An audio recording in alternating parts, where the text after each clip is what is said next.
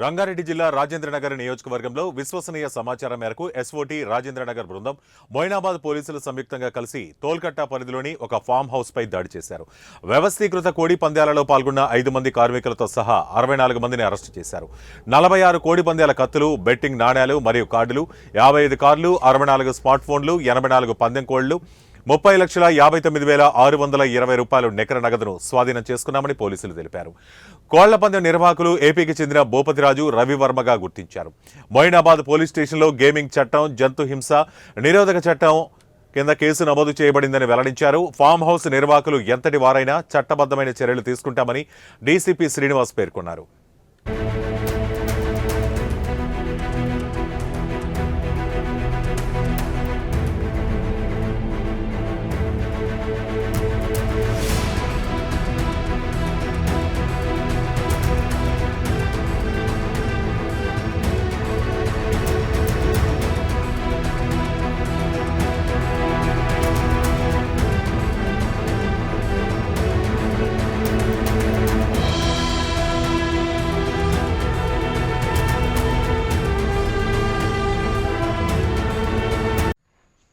రాత్రి అందాజు 7:30కి ఒక ఇన్ఫర్మేషన్ వచ్చింది. SOT Rajendra Nagar SOT team and Moinabad పోలీసులు కలిసి తోల్కట్ట లిమిట్స్లో మొయినాబాద్ మండలంలో ఫామ్ హౌస్ మీద రైడ్ చేయడం జరిగింది.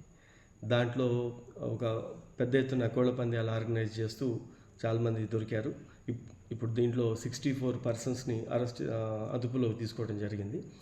దాంట్లో 84 ఈ కోళ్ల పందాలకు వాడే కోళ్ళు, 46 కత్తులు, 55 ఈ కార్లు, వాళ్ళ 64 స్మార్ట్ ఫోన్స్, అదేవిధంగా 30,56,000 ఆర్డ్ క్యాష్ కూడా సీజ్ చేయడం జరిగింది. వీటన్నిటిని ఇప్పుడు కోర్టులో డిపాజిట్ చేస్తున్నాం. ఈ ఆర్గనైజర్ శివకుమార్ అని చెప్పి ఇతను గోదావరి జిల్లా, భూపతిరాజు శివకుమార్ వర్మ అని, అతన్ని అక్కడ గబ్బర్ సింగ్ అని అంటారు. అతను ఆ ఏరియాలో ఆర్గనైజ్ చేస్తుంటాడు ఈ బెట్టింగ్స్ ఇవన్నీ. బట్ ఇక్కడ మన దగ్గర ఒక ఫామ్ హౌస్ లీజ్ తీసుకోవటం, దాంట్లో ఇది మూడోసారి ఈ కోళ్ల పందాలు జరిగాయి. మూడోసారి జరిగినప్పుడు మనకి ఇన్ఫర్మేషన్తో వాళ్ళని అందరినీ అదుపులో తీసుకోవడం జరిగింది. వీళ్ళందరికీ చెప్తున్నారు, ఎట్టి పరిస్థితులలో ఫామ్ హౌస్ ఓనర్స్ కూడా జాగ్రత్తలు తీసుకోవాలా, ఎవరికి ఇస్తున్నారు, ఎవరికి ఇవ్వటం లేదు, ఏం చేస్తున్నారు, వాళ్ళు అక్కడ ఏమి యాక్టివిటీ ఉంటుందనేది